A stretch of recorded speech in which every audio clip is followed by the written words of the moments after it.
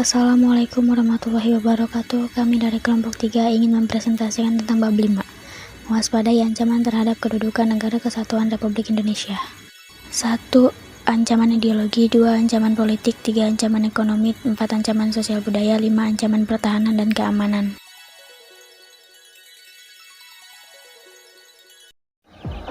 Ancaman yang pertama adalah ancaman ideologi.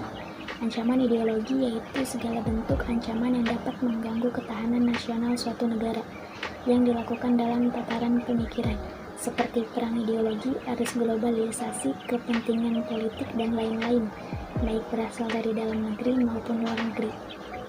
Contoh ancaman ideologi dari dalam negeri maupun luar negeri. 1. Peristiwa G30 SPKI. 2. Pemberontakan DI atau PII.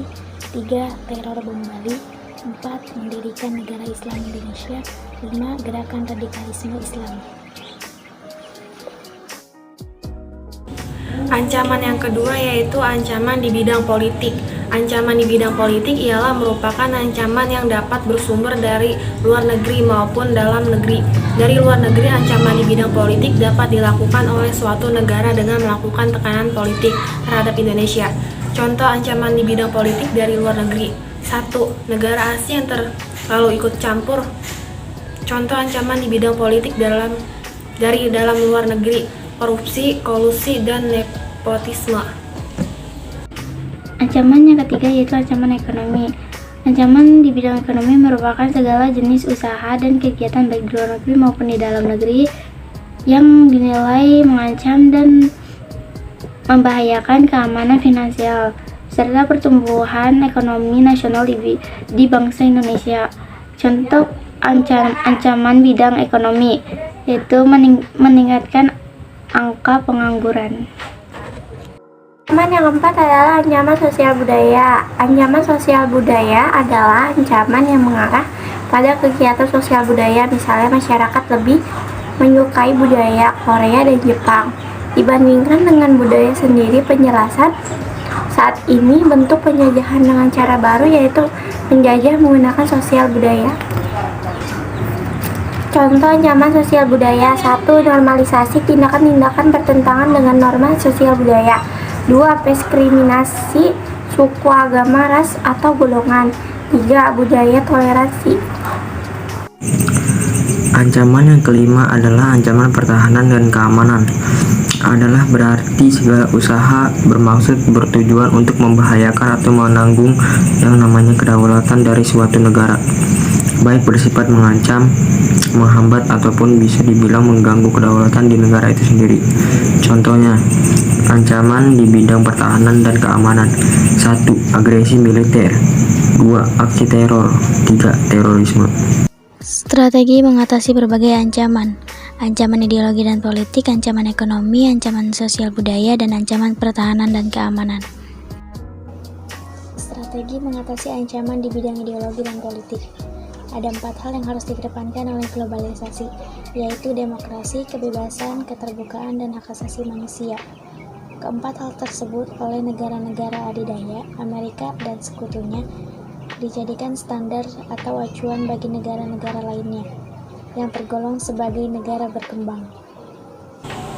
Bangsa Indonesia harus mampu menunjukkan eksistensinya sebagai negara yang kuat dan mandiri.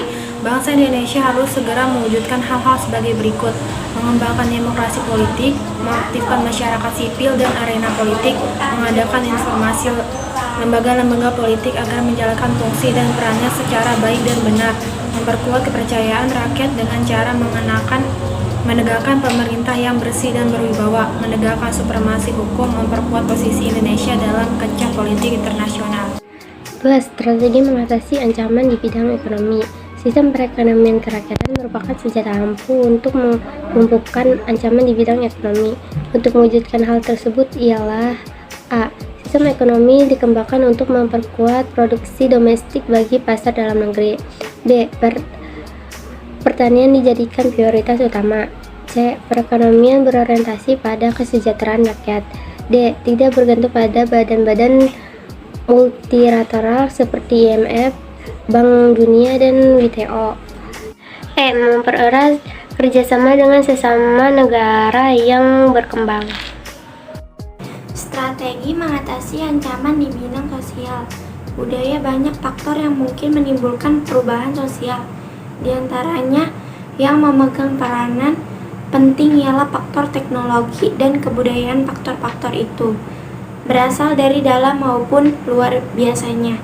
Yang berasal dari luar biasa banyak menimbulkan perubahan. Agar dapat memahami perubahan sosial yang terjadi, bangsa Indonesia harus waspada akan kemungkinan adanya kesenjangan pihak luar untuk memecah kesatuan bangsa dan negara Indonesia. 4. Strategi mengatasi ancaman di bidang pertahanan dan keamanan. Sistem pertahanan dan keamanan yang bersifat semesta merupakan pilihan yang paling tepat bagi pertahanan Indonesia yang diselenggarakan dengan keyakinan. Sistem pertahanan dan keamanan negara yang bersifat semesta bercirikan berikut. A. Kerakyatan, yaitu orientasi pertahanan dan keamanan diabdikan oleh dan untuk kepentingan seluruh rakyat. B. Kesemestaan, yaitu seluruh sumber daya nasional didayagunakan bagi upaya pertahanan. C. Kewilayahan, yaitu gelar kekuatan pertahanan dilaksanakan secara menyebar di seluruh wilayah negara kesatuan Republik Indonesia. Terima kasih untuk semuanya yang telah menyimak video presentasi kami.